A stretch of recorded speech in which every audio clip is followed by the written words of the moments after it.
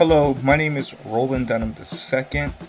To tell you a little bit about me, I'm a second generation college student as well as a second generation author. I'll be publishing my first book, Delineationology, The Science of Delineation for the American Negro. So I'm going to tell you about my work experience and my future job aspirations. Okay. Some of my future job aspirations is to solve historical crimes that you see in books.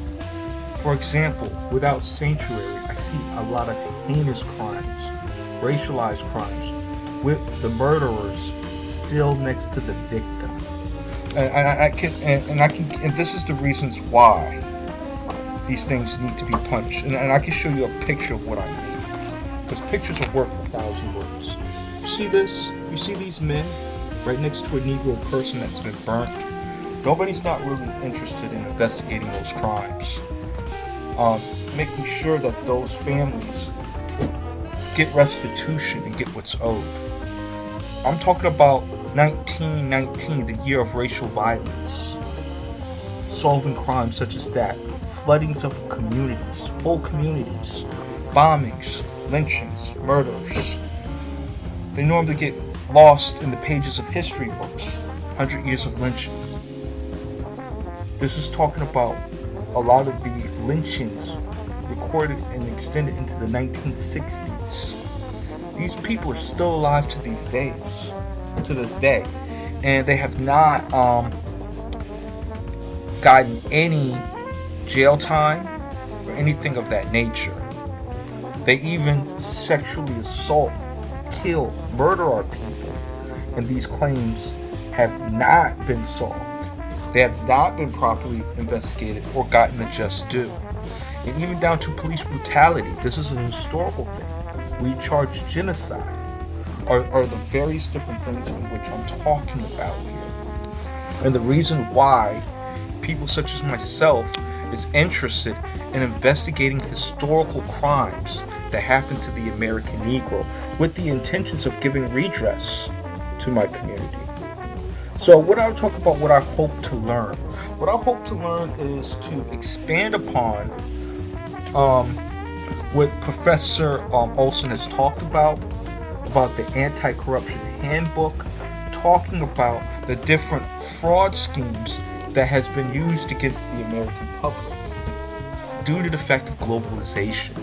I see that this also expands and affects our most vulnerable populations, which is our elderly and our children, you know? And I look at this as an extension of what one considered from a Negro Black American perspective as a medical apartheid. A medical apartheid. That's what I'm talking about. So these are some of the things in which I want to learn from this course, and I think that I'll be able to master those type of skills. And the follow-up question is, if I can go anywhere in the world, where would I go? That is a very fair question. Here you go. This book here, Daughters of the Trade. This book right here talks about how African people, specifically African women, were complicit in the slave trade and were marrying white men to expand the slave trade. This is how you get Amina Castle, for example. This is a castle in which they were casting off Negro people into the transatlantic slave trade, which gave rise and form to what we consider today as the diaspora. That was caused through human trafficking of African descendant people throughout the rest of the natural world. So these are some of the things that I'm interested in investigating, going to see physical firsthand artifacts, or seeing, going through archives to find out the truth about what happened to my community and why we're in the predicament that we're in. So that would be the real reason why I would travel and have have that type of investigation in regards to seeing where are they profiteering off of human trafficking still? Are they profiteering off of Negro history and not giving anything to the victims of that atrocity? Shout out to Amina Castle. We see you over there. So these are some of the things that me as an investigator that is interested in private investigating for people on behalf of my lineage and bloodline. I want to say thank you for coming and checking out my video. And keep in mind, Delineationology will be in the store for those that are interested. We definitely will have the electric copy as well as the physical copy. So you can see some of the fraud schemes that's implemented against Negro Black American people and that needs to be punished. When you break the law, it needs to be punished, especially by those that come over here saying that they want to strive for a better way of life.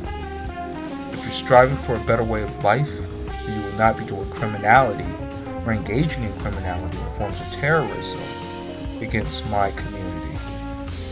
With that being said, I want to say thank you for your time and your patience, and I hope that you engage with some of my discussion and talking points.